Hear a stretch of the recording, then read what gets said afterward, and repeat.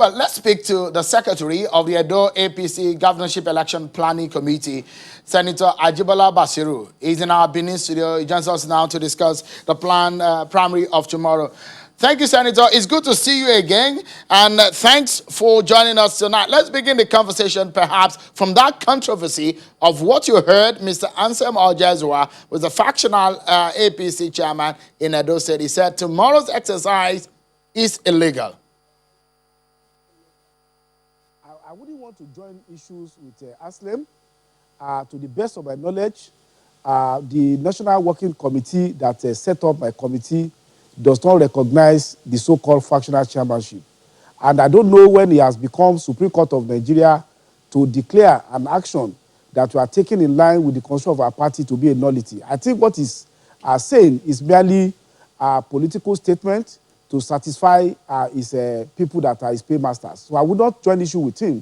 But what I know is that the committee that I'm the secretary and that His Excellency Senator Hope Uzodinma, the governor of Imo State, is the chairman, was inaugurated on Thursday at the National Secretariat of our party at Blantyre Street, Wuse, at which no less than 12 members of the National Working Committee were physically present at that forum. So I don't know what he's talking about talking about legality. And we are conducting this primary without reference even to the state branch of the party. Our committee is a committee of the National Working Committee, deriving its authority from the constitution of our party. So I would not want to join issues with him. If he wants to go to court, he's welcome to go to court, whether he has even a candidate that will imbue him with local standing to do so. So let him constitute himself as Supreme Court in his bedroom.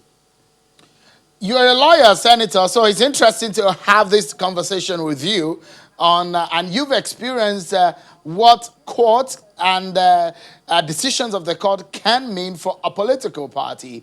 For example, your party is involved in at least 5 legal matters regarding Edo State, the leadership of the party at the center. Are you afraid, or have you, in the first place, cleared all of these before going ahead of tomorrow's exercise? You cannot stop people from litigating frivolous cases in court. It is for the court of law to see through the frivolity, vexatiousness, and the abuse that those cases constitute. What I know is that our party is set to conduct primary tomorrow. We have met with the leadership of the party here. We have appointed presiding officers in line with the guidelines set up by our party at the local government and ward level. And by 8 a.m., by the grace of Almighty God, the polling will open at all the 192 wards in the 18 local governments in Edo State. So that I know very much. In terms of litigation, people can always try their luck there. And those people that are talking, the question you ask them is this. The candidate that the man speaking there as factional chairman represents is already in the PDP. So I don't know what locus he has, talking about legality or otherwise of the primary of our political party. I think he should just keep his shame and go and join his paymaster at the People Democratic Party, and I will face them at the election. I was there last 4 years, and you know, Shehu, the candidate I support, by the grace of God in our party, triumph, and by the grace of God, the candidate we support now will also triumph with the will of the people of Edo State. We have been in Edo State, we have been moving around, we have seen atmosphere of conviviality, contrary to the atmosphere of fear they want to create. We have met with all security agencies, and they have assured that they will act without fear or favor, affection or ill will in ensuring that there's security and law and order for the election. I just stepped out of here after my meeting and that of my committee with the Commissioner of Police and the Director of SSS, and we gave them a guideline that clearly stipulates that we are conducting this primary in line with the COVID-19 regulation of the Edo State government. So, for instance, at each of our polling centers in 192 wards, there will not be congregation of more than 18 people, including observers and presiding officers at any point in time. So the polling will be in batches in line with the COVID regulation. So we have been able to study regulation. We are a law-abiding political party. We will not contravene the COVID regulation, even though it was intended, thinking that there is no way around it in order to allow our party not to be able to conduct a peaceful primary. So we will not join issues with them. If they want to go to court, we hope to meet them in the court of law. Senator, Are you aware, in the first place, have you obtained a permit for this exercise of tomorrow from the state government?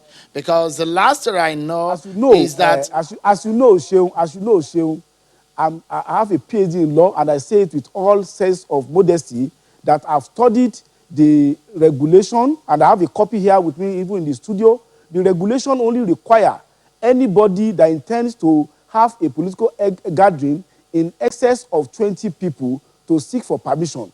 I would not want to talk about the anachronism of that regulation, which in the same breath allowed the governor to give permit for 5,000 people to congregate in a single place. That is story for another day. That is story that prosperity will judge those who are present with us or power like us, whether they have done well in serving our people or serving our personal interests. But I say the regulation we have issued out does not require approval from anybody. It's only when you are doing something outside what has been stipulated that you require the approval. And we challenge the governor of Edo State to go to court to challenge our regulations. We challenge him possibly to take proper advice from his legal advisors. Senator, the regulations that you're talking about is not only a regulation, is law because it's been gazetted. Then it then means that it's binding on every activity that happens. How can you ensure that the gathering cannot be more than 15? And it's also stipulated that you need to get a permit. Have you informed the state government in the first place? I'm telling you, maybe you have, with respect, Sheung, I don't want to sound abusive. I'm not sure you have read that regulation. I've read it, and as I am now, if you can bring, I have a copy in the studio, they can bring it for you to read. It is only when you are doing a gathering, and it's a political gathering of people, of more than 20 people being at the same place, that you require approval. Then I've also told you, as a law-abiding political party, we have met with the leaders of security agencies in the state. We have shared our regulations with them, and they have not seen anybody contravening the law. Governor Obaseki cannot be the one making the law, interpreting and implementing the law. We read the guideline very well, and we structure our guideline very well to make our primary to be within the ambit of the law. So we don't need his approval. There's nothing in that regulation, and I challenge your legal advisors in your television station to read it too, that says that when you are having a gathering of less than 20 people, you require approval. Our guideline, which I signed on the authority of my chairman, Governor Opis, clearly stipulated that at no point in time are we going to have more than 18 people, even at the final collation of our result at the party secretariat tomorrow afternoon by the grace of Almighty God. All right. I have read it, Senator Basiru, and the portion I've read talks about the fact that how you need to transmit your intention of conducting any political activities to the state government. But a critical question here is on the minds of the governor of the state. Just a moment, Senator. To regulate political activity. The regulations was made pursuant to the quarantine law. Quarantine law can only make regulations with respect to health and infectious diseases. You cannot go purporting to do so by going to now seek to regulate political activity. That would be contrary to Section 41 or so of the Nigerian Constitution. So if he wants to go to court, we'll meet him in court that he has no power, he has no virus to regulate political activity. You cannot purportedly be regulating infectious diseases and now seeking to regulate political gathering. The only thing that has to do with violation of health has to do with large gathering of people, not more than 20 people. We are not gathering that. So if he seeks to regulate politics, regulate political activity with regulation, we will be very glad to meet him in the law court. And also we are ready, if he wants to arrest us, let him come and arrest us so that we can test his law in the law court. We cannot turn this country to a dictatorship. We're a democratic government under the law and under the Constitution. All right, Senator, let me ask you, under whose, because the NWC, by the constitution of your party that I have here, state that the NWC will manage the affairs of a governorship election primary. So under whose leadership are you conducting this exercise? Is that of Senator Ajimobi or that of Mr. Victor Giadom? I don't know. With respect to you, you are a political correspondent. Please, Mr. I told you that we were inaugurated at our party secretariat at about 2:30 p.m. on Thursday, and I believe your reporters were there. At that sitting, about 12 NWC members were there. They could have gone to see whether Mr. Jadon was anywhere near our secretariat for the past 2 weeks. So how can you be talking about leadership of somebody who has not even ventured to come to the secretariat? Let's forget what we are doing. If you also know that the release issued by Issa Onilu, our national police secretary, said that the decision has been taken by 18 out of about 22-man NWC, that this man you are mentioning, I don't want to mention his name again, is no longer a member of NWC. So if he wants to challenge that, let him go to court and challenge that. So there is no doubt, definitely, that as of today, the acting chairman of our party is my leader, my mentor, Governor Isaka Ajimobi. All right. Let me, because since you're a lawyer, again, I bring this information to bear because what we are discussing is also in relation to law. Court of Coordinate Jurisdiction has given orders recognizing the Giadom part of the leadership and also recognizing the Senator Ajimobi leadership of the party. Are you in any doubt about where this is headed? Because if two courts, one in Port Harcourt, one as a High Court of the FCT, are giving different orders. Orders of courts are not to be read and comply with when they are only published on pages of newspaper or broadcast on television stations like your own. Orders of court must be served on party concern for them to have the binding and positive effect. I can tell you authoritatively today that the purported order that is being bandied on pages of newspaper and on television has not been served on our party. It has not been served on the National Legal Advisor, and it says so much even on national television. So how can we be talking about an order of court that has not been served on us? That's one thing or the other. Then secondly, from what we read in the papers and heard in the news, they said an order ex parte granted in March, on March 16, was extended in June. It's elementary law that even students in the law school know that order ex parte will abate after 7 days or 14 days, depending on under the rules of the court. And once abated, it cannot be extended. So without even contesting the legality and the basis of those purported orders, those orders, as far as we are concerned, is not known to the National Working Committee because it has not been served. It's only when you serve an order that you can be binded by order. If you have not been served with an order, can you be cited for contempt of those orders? The answer is obviously no. So as far as I'm concerned, yeah. Yes. Sorry, Senator. We'll go on a break, but when we come back, before we go on that break, I want you to quickly tell Nigerians your fears. We've seen this before in Zamfara, in Rivers State. Your party has been enmeshed in this kind of legal tussle that led to a failure of the party. Are you afraid of this kind of situation? Cases are decided based on facts, peculiar facts of those cases, and the applicable law. The case of Zamfara has to do with whether the primary was even conducted at all, which is a different thing entirely.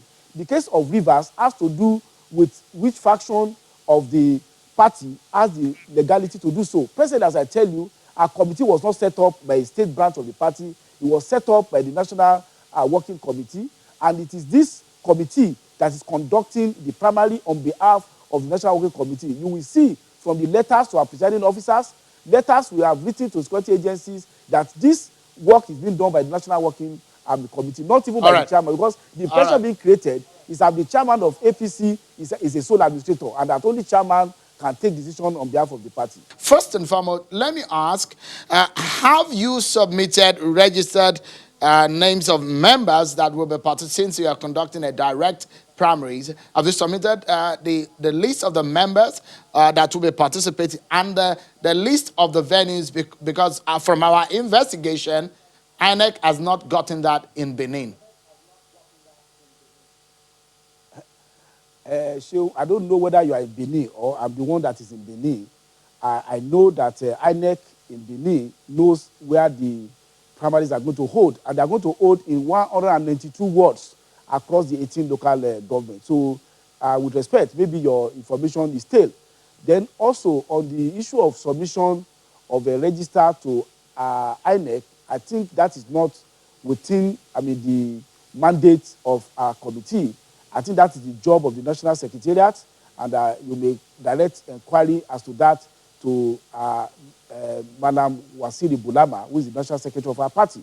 But as regard the actual conduct of the primary in this state, I will tell you that we are doing everything within the context of the guideline, and INEC representation in Abuja and in the states are fully aware, and I believe they are fully mobilized to witness, the primaries in all the locations.